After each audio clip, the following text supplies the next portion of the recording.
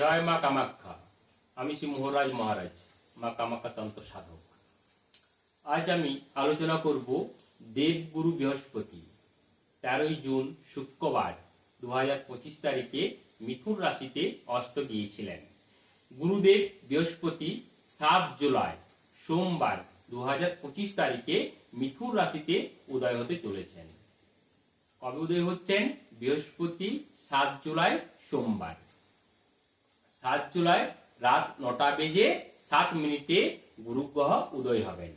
যে কোনো গ্রহের উদয় একটি গুরুত্বপূর্ণ ঘটনা, যার প্রভাব সমস্ত রাশির উপর দেখা যায়।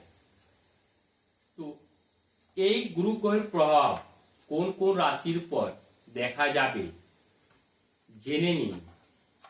কার কার উপর কোন কোন প্রভাব পড়বে। প্রথমে কর্কট রাশি। গুরু গ্রহের উদয়ের ফলে কর্কট রাশির জাতকদের আর্থিক সমস্যার সম্মুখীন হতে পারে। এই সময়ে আপনার খরচ বাড়তে পারে। আপনি অর্থ সঞ্চয় করতে পারবেন না। আপনার শত্রুদের থেকে সাবধান থাকুন, তারা আপনাকে ক্ষতি করার চেষ্টা করতে পারে। কন্যা রাশি। গুরু গ্রহের মিথুন রাশিতে উদয়ের ফলে কন্যা রাশির জাতকদের কর্মক্ষেত্রে সমস্যার সম্মুখীন হতে পারে। কর্মস্থলে আপনাকে আরো কঠোর পরিশ্রম করতে হবে। আপনার সম্মানহানির চেষ্টা হতে পারে। জীবনে কষ্টের সম্মুখীন হতে পারে। তাই কন্যা রাশির জাতক জাতিকাদের উদ্দেশ্যে বলবো, আপনারা সাবধানে থাকুন, বুদ্ধি করে চলুন, অযথা মাথা গরম করবেন না।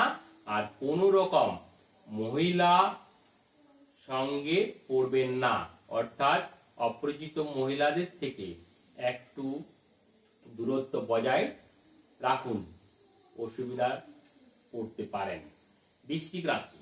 গুরু গ্রহের চাল পরিবর্তনের ফলে বৃশ্চিক রাশির জাতকদের জন্য সমস্যা আসতে পারে। শিক্ষার্থীদের পড়াশোনায় মন দিতে হবে, আরো বেশি পরিশ্রম করতে হবে। এই সময়টি আপনার জন্য খুবই গুরুত্বপূর্ণ, এটিকে নষ্ট হতে দেবেন না। অর্থ সাবধানে রাখুন, ব্যবসায় বাধা আসতে পারে।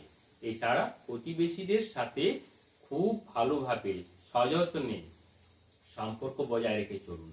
কোনো রকম মামলা মোকদ্দমায় বা ঝামেলার মধ্যে যাবেন না, কারণ সময়টি আপনার সাথ দিচ্ছে না। মকর রাশি। মকর রাশির জাতকদের বিভিন্ন কাজে সমস্যার সম্মুখীন হতে পারে। স্বাস্থ্যের বিশেষ যত্ন নিতে হবে। হাসপাতালে যেতে হতে পারে, অর্থাৎ চিকিৎসা ক্ষেত্রে খরচ অনেক বৃদ্ধি হবে, এরকমই যোগ লক্ষ্য করা যাচ্ছে। আত্মবিশ্বাসের অভাব দেখা দিতে পারে। পরিশ্রম করতে থাকুন, অবশ্যই পরিশ্রম করলে সাফল্য অবশ্যই আসবে, তবে একটু সাবধানে চলাফেরা করুন।